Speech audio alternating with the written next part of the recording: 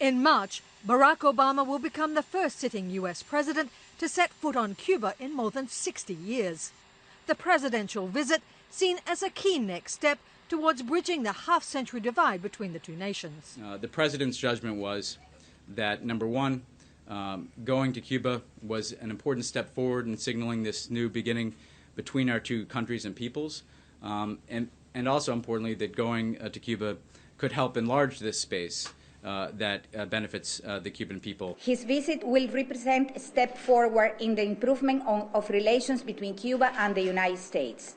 Of course, in order to achieve the normalization of relations between the two countries, the blockade has to be lifted and the territory occupied by the naval base in Guantanamo has to be returned. Official word of the upcoming Latin American trip, including a stop in Havana, coming first via the president's own Twitter account. He says his upcoming visit will advance US efforts to restore ties with the communist nation and improve the lives of Cubans.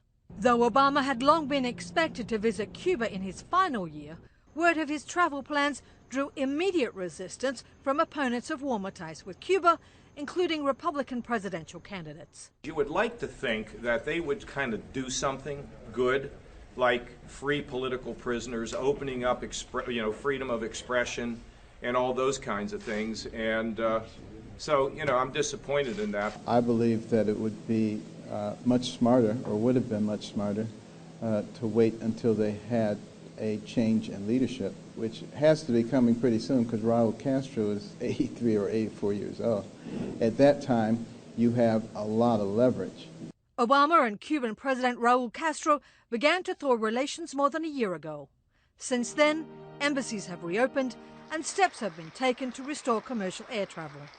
But the White House says there are still serious differences with the Cuban government and that the president will raise human rights and political freedom issues during his visit. The State Department historian's office says President Harry Truman visited the US-controlled Guantanamo Bay and its naval base on the island in 1948.